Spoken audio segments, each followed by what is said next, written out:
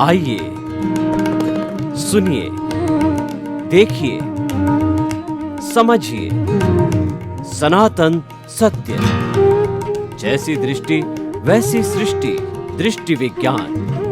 कुदरत, कुदरती रचना एवं कुदरत के कानून से शाश्वत सुख की प्राप्ति। जोधपुर के परम पूज्य महात्मा उपासक प्रोफेसर डॉक्टर सोहन राज तातेड़ के निर्देशन में सनातन सत्य। जैसी दृष्टि वैसी सृष्टि, दृष्टि विज्ञान।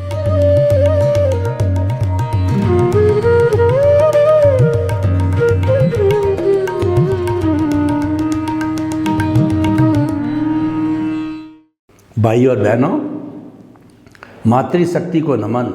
आज का हमारा अति उत्तम विषय गृहस्थ एक तपोवन है।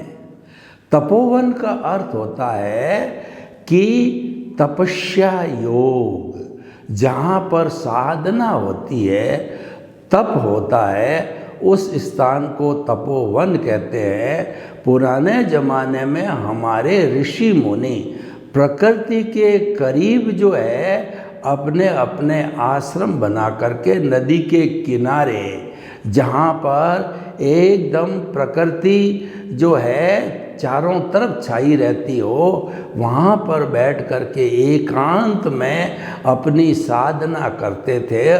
और जब कभी भी वो साधना करते करते जो है उस प्रकृति के दृश्य को निहारते तो वो ईश्वर के दर्शन करते थे। यानी कि तपोवन उसे कहा जाता है जहाँ पे तपस्या की जाती है, साधना की जाती है।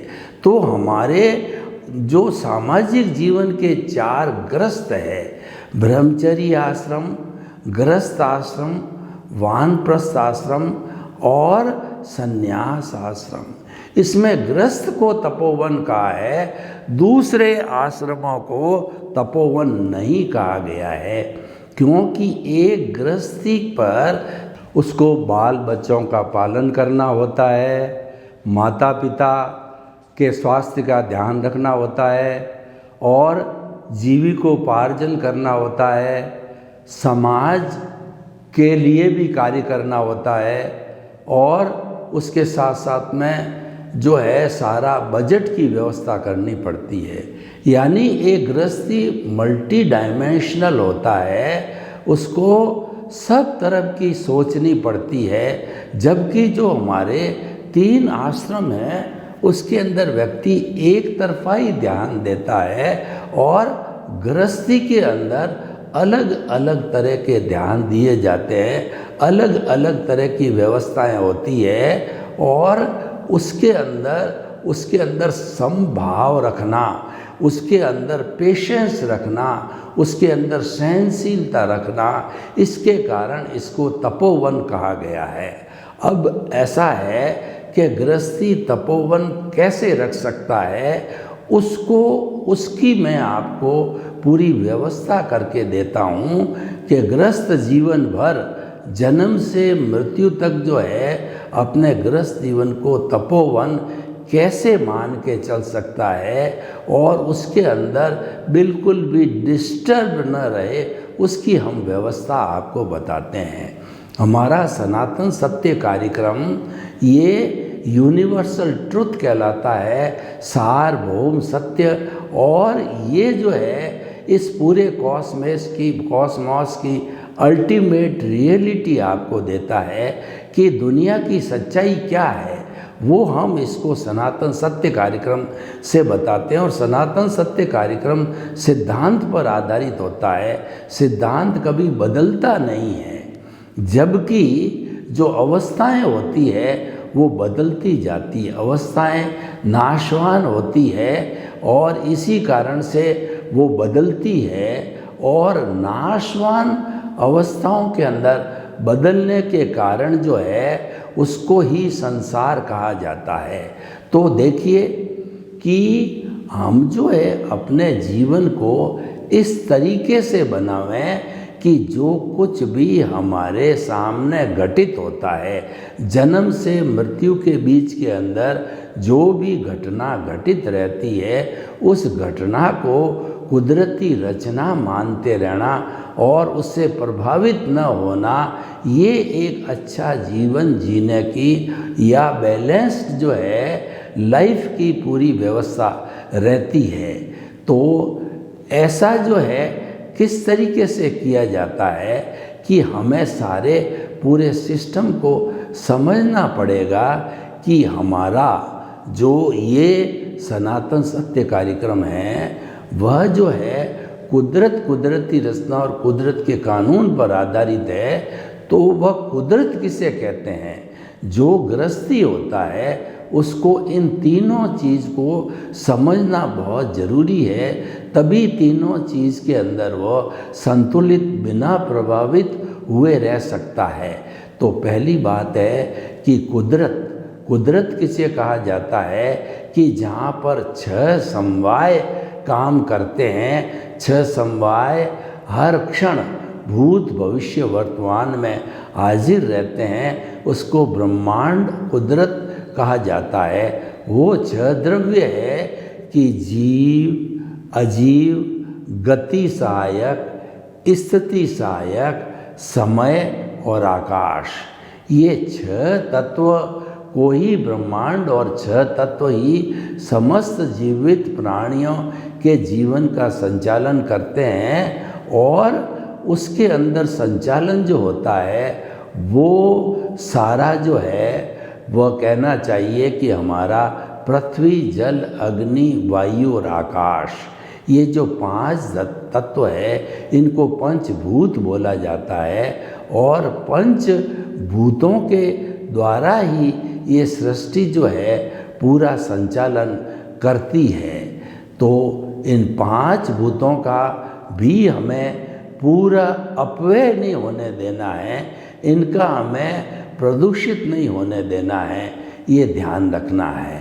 तो अब आप देखिए कि कुदरती रचना किसे कहते हैं। यानी हम जब जन्म लेते हैं और मृत्यु तक उसके बीच का जो काल होता है वो जीवन कहलाता है।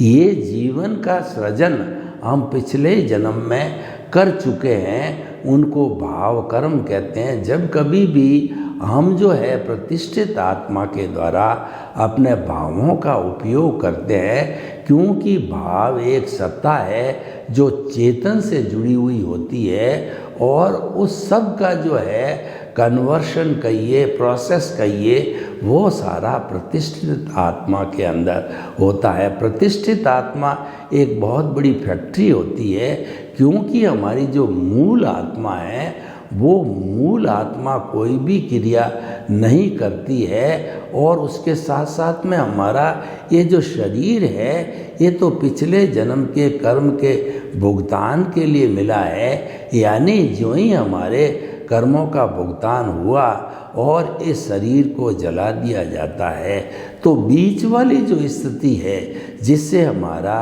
ये सारा जीवन चलता है वह है प्रतिष्ठित आत्मा। और प्रतिष्ठित आत्मा के अंदर चार्ज और डिस्चार्ज दोनों चलते हैं। ये क्यों बताया जाता है? एक गृहस्थी को जो है इन बातों का ध्यान रखना जरूरी है कि चार्ज क्या है, डिस्चार्ज क्या है, ताकि वो अपने परिवार का पूरा संचालन भली भांति कर सके। तो वो चार्ज का अर्थ होता है कि जो कुछ भी हमारे सामने घटित हो रहा है वो तो परिणाम है, वो तो रिजल्ट है, और वो रिजल्ट है वो ऑटो मोड से चलता है, ऑटोमेटिक तरीके से चलता है, अपने आप चलता है। तो जो हमारा उसको पुरुषार्थ नहीं कहा जाता है, लेकिन लोग कहते हैं कि जीवन में आगे बढ़ना है तो पुरुषार्थ करो। और आज पूरे विश्व के अंदर पुरुषार्थ का डंका बज रहा है कि अगर हम पुरुषार्थ नहीं करेंगे तो हम पीछे रह जाएंगे, हमको दुनिया का नंबर 1 बनना है और नंबर 1 बनने का जो तरीका है वह पुरुषार्थ है। यानी हम जन्म से मृत्यु के बीच के अंदर मन वचन काया की जो क्रिया करते हैं और उसको हम पुरुषार्थ मान लेते हैं, वह वास्तव में परिणाम है, रिजल्ट है, हिसाब है, भुगतान है, ये हम भूल जाते हैं। तो जब हम उसको परिणाम मान लेते हैं और हम जो है ये भूल कर बैठते हैं, कर्ता भाव की भूल हो जाती है हमारे द्वारा, यानी हम मैं और मेरा के दायरे में आ जाते हैं। मैं और मेरा का दायरा जब तक नहीं छूटता है, जब तक हम जो है वो निमित्त नहीं बन जाते हैं जीवन भर जन्म जन्मांतर के लिए, तब तक हमारा गृहस्थ जीवन अच्छा नहीं रह सकता है। क्योंकि हमारे में ये मिथ्या ज्ञान, मिथ्या दर्शन हो जाता है कि इस परिवार का पालन पोषण करने वाला मैं हूँ, इस परिवार के लिए मैंने इतना धन कमाया, इतना पैसा कमाया, इतना पद कमाया, इतना प्रतिष्ठा कमाई।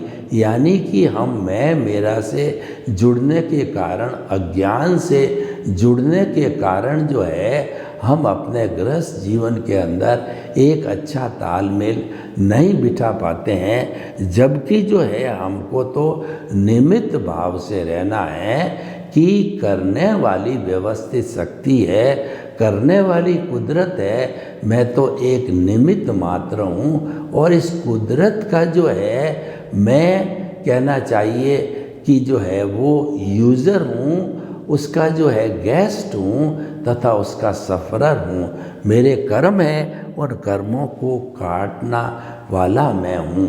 तो ये व्यक्ति जो है जो कुछ भी हमारे साथ घटित हो रहा है उसको कुदरती रचना मानना लग जाए तो व्यक्ति का जीवन बहुत ही अच्छा हो सकता है, प्लेजर युक्त हो सकता है, आनंददायक हो सकता है। तो हमारे गृहस्थ तपोवन को अच्छा बनाने का एक तरीका हमारे ध्यान में आया कि हमारे सामने जो घटित हो रहा है उसको कुदरती रचना मानना, उसको ये नहीं कहना कि यह जो कार्य मैंने किया, मैं जो है वो इसको करने वाला हूँ। तो ऐसा करने से हमारे में जो ऑनरशिप और डूअरशिप आ जाती है और निमित्त भावे से हम दूर चले जाते हैं और वही हमारे लिए अज्ञान का कारण बन जाता है और हमारा तपोवन अच्छा नहीं रहता है। अब इस गृहस्थ जीवन को तपोवन बनाने के लिए कुछ सूत्रों की ओर हम ध्यान देते हैं। एक सबसे बड़ा सूत्र ये है कि सहनशीलता। आज जो परिवार टूट रहे हैं उन सब का कारण क्या है कि व्यक्ति बहुत ईगोस्टिक हो गया है, अपनी हर एक बात को मनवाना चाहता है, थोपना चाहता है और ये चाहता है कि जो कुछ मैं करूं वही मान्य होना चाहिए और घर के अंदर जो है मैं बड़ा हूँ, इस कारण से जो है मुझे महत्व दिया जाना चाहिए। लेकिन ये उसकी गलती होती है। उसको तो परिवार के सब सदस्यों को साथ लेकर के चलना होता है। साथ लेकर के चलने का अर्थ ये हुआ हरेक के सुझाव को सहन करना, हरेक की बात को सहन करना। यानी कि हमारे में जब तक सहनशीलता नहीं बढ़ेगी तब तक हम जो है हमारे गृहस्थ को एक तपोवन नहीं बना सकते हैं। क्योंकि हम अगर सहनशील नहीं रहेंगे और कोई भी हमारे सामने जो परिवार का सदस्य आता है तो हम उसको झिड़क देते हैं, उस पर अहंकार करने लग जाते हैं, उसके साथ में बुरा बर्ताव करने लग जाते हैं। तो वह व्यक्ति हमारे प्रति जो है एक इज्जत का भाव होना चाहिए, वह भाव धीरे धीरे कम होता लाता है और एक समय के अंदर वह अपना विरोधी भी बन जाता है। तो परिवार में जीने के लिए हर व्यक्ति को सहनशील होना चाहिए, क्योंकि परिवार है ये समाज के नियमों पर, समाज की एथिक्स पर आधारित होता है। समाज की जो एथिक्स है वो ये है कि जो है हमें जो है परस्परो गुरो जीवानाम, हमें एक दूसरे का परस्पर सहयोग लेना है और सहयोग देना है, तभी ये गृहस्थ जीवन तपोवन बन सकता है। अगर गृहस्थ के जीवन के सदस्यों में से कुछ एक दो सदस्य तो बेचारे पूरा काम करते रहते हैं परिवार का, लेकिन 98% लोग अगर मौज मजा मस्ती करे और स्वार्थ की नीति से चले तो वह परिवार लंबे समय तक चल नहीं सकेगा। इसका अर्थ ये हुआ कि जो है हम जो रिजल्ट चाहते हैं कि परिवार या समाज एक तपोवन है, वह रह नहीं पाएगा। हमें तो जो है हर प्राणी को सहनशीलता का पाठ पढ़ाना है, क्योंकि मनुष्य एक प्राणी ऐसा प्राणी है जो कि इस तपोवन को अच्छी तरह से उपयोग के अंदर ला सकता है और उसके पास में सब चीज़ विकसित है। विकसित बुद्धि है और विकसित मन है, विकसित प्रज्ञा है और विकसित हमारा मस्तिष्क है, विकसित आत्मा है। तो उस विकसित के जरिए जो है वह उन सब बातों का बहुत अच्छा सदुपयोग कर सकता है। तो भाई और बहनों, हम आपको बताते हैं कि जो समाज में जो है ये परस्पर की बात है, एक दूसरे को जो है मदद देना और लेना, सहनशीलता रखना, ये बहुत बड़ा गुण है जिससे कि हमारा जो परिवार है, गृहस्थ जीवन है, वो तपोवन बन सके। दूसरा, गृहस्थ जीवन को तपोवन बनाने के लिए हमको जो है त्याग की भावना पे आना पड़ेगा, स्वार्थ की भावना पे आना पड़ेगा। घर में कुछ ऐसे सदस्य होते हैं कि वो अपना लॉयंस शेयर ले लेते हैं।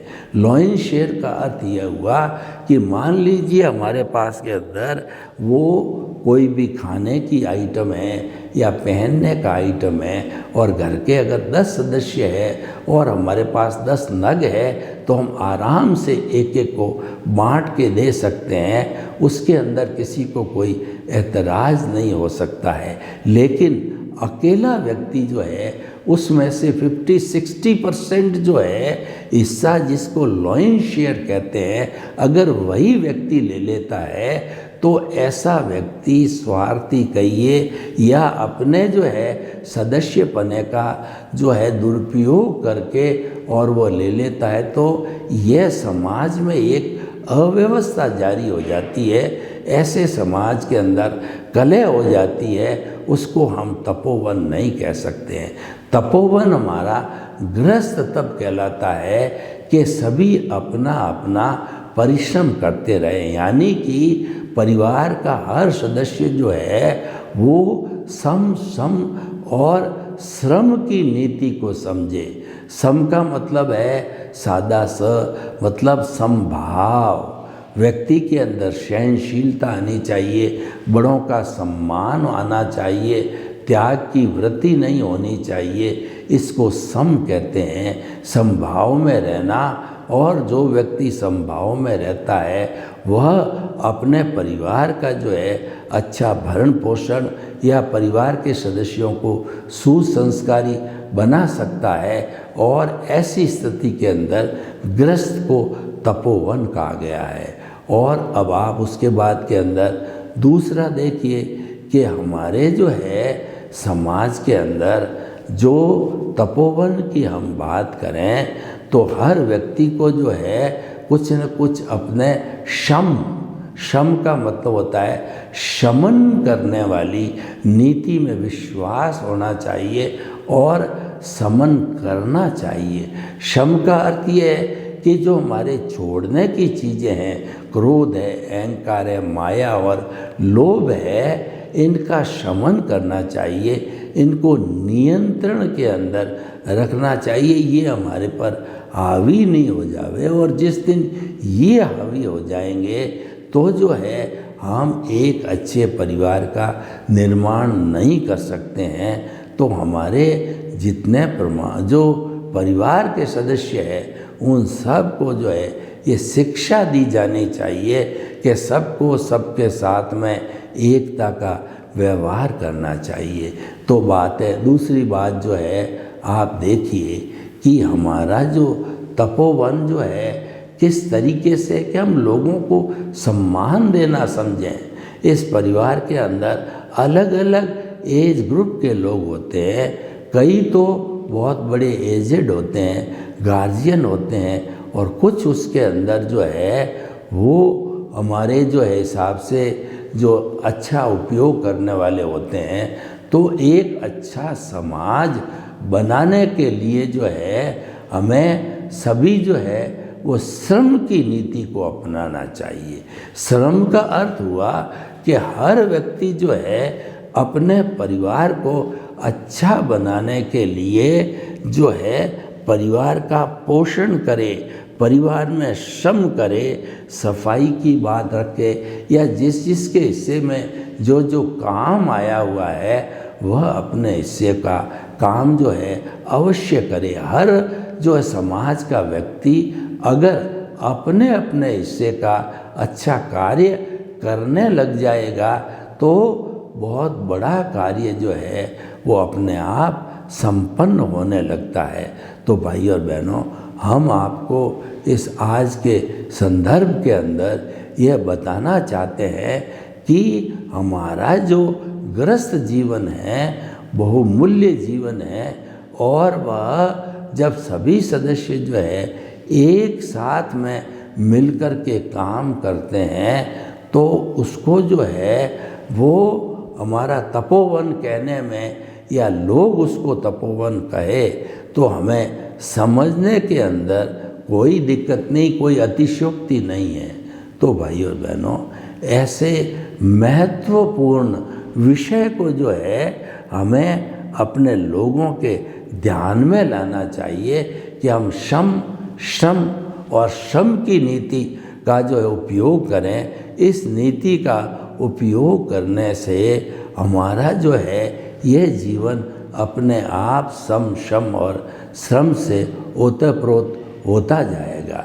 तो भाई और बहनों, आइए हम और आगे जो है कुछ बिंदुओं पर चिंतन करते हैं कि हमारा जो समाज की संरचना की गई है उस समाज की संरचना के अंदर बहुत से लोगों का योगदान भरा हुआ है। समाज तभी चलता है कि सभी अपना अपना श्रम करे, मेहनत करे और योगदान दे। मैं आपको बताना चाहता हूँ कि फूड ग्रेन जो उगाता है और हमारे जितने आईटी के उपकरण हैं ये जो है बच्चों में अच्छे संस्कार डालता है, और उन संस्कारों की वजह से जो है हमारा ये परिवार एक तपोवन का रूप ले लेता है।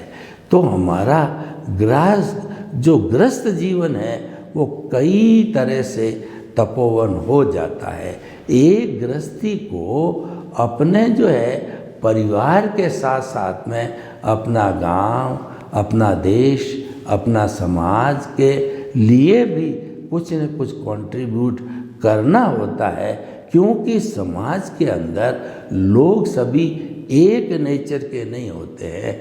कुछ लोग बहुत ही धनाढ्य होते हैं और कुछ लोग जो है बहुत ज़्यादा कमज़ोर होते हैं। तो हमारे लोगों के कमज़ोर होने या जो है बड़े बनने के अंदर हमारी कोई भी गुण जो है हमने इसके अंदर नहीं देखे हैं, तो हम आपको ये बताना चाहते हैं कि गृहस्थ तपोवन जो है व्यक्ति को इसके अंदर संयमित होना पड़ता है, साधना करनी पड़ती है, तभी ये तपोवन बनता है। और कितने कितने ज़र्क इसके अंदर आते हैं, शौक़ कितने आते हैं, उन सब को एब्जॉर्व करने से हमारा ये जीवन है वो तपोवन बनता है। सर्वे भवन्तु सुखिनः।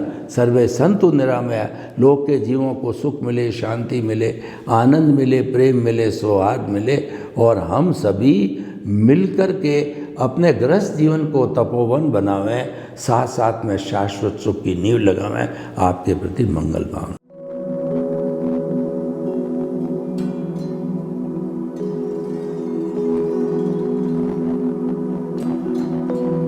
एक ऐसा अंतर्राष्ट्रीय ख्याति प्राप्त मानव जो गुरु प्रेरणा से पिछले 20 वर्षों से वानप्रस्थ जीवन जीते हुए 24 घंटे मानवता की सेवा में संलग्न है।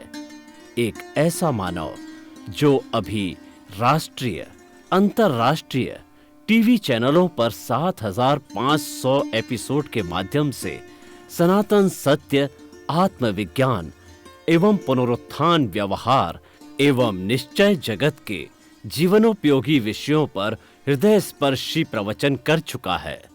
उस मानव का नाम है महात्मा उपासक प्रोफेसर डॉक्टर सोहन राज तातेड़। प्रोफेसर तातेड़ द्वारा योग, दर्शन, शिक्षा विषयों पर रचित पीएचडी स्तर के 250 शोध ग्रंथ भारत के 100 प्रतिष्ठित विश्वविद्यालयों में शोधार्थी पढ़ रहे हैं तथा वे सभी शोध ग्रंथ वहां की सेंट्रल लाइब्रेरियों में उपलब्ध हैं। महात्मा सोहन राज ने अभी तक हजारों स्कूलों, कॉलेजों, विश्वविद्यालयों एवं संस्थाओं में सेमिनार, वर्कशॉप, कैंप लगाकर लाखों विद्यार्थियों को योग, दर्शन, शिक्षा का प्रशिक्षण देकर उन्हें सुसंस्कारित किया। डॉक्टर तातेड़ ने भारतीय संस्कृति उत्थान के 4000 से अधिक समसामयिक विषयों पर आर्टिकल लिखकर ऑनलाइन जर्नल, पत्रिकाओं, वेबसाइट्स पर प्रकाशित किया, जिसका उपयोग लाखों पाठक कर रहे हैं। उपासक तातेड़ के 5000 से अधिक आज का सुविचार, आज का शुभ संदेश, आज का मंगल भावना योग आदि चिंतन websites, Twitter, blogger, Facebook, YouTube माध्यमों से लाखों लोग अपना जीवन निर्माण कर रहे हैं। मानवता के मसीहा ऐसे महामानव महात्मा सोहन राज तातेड़ के प्रोफाइल को अभी तक विश्व के 20 लाख दर्शक यूट्यूब पर, 12 लाख गूगल पर एवं लाखों दर्शक फेसबुक, ब्लॉगर, ट्विटर और इंस्टाग्राम पर देख चुके हैं।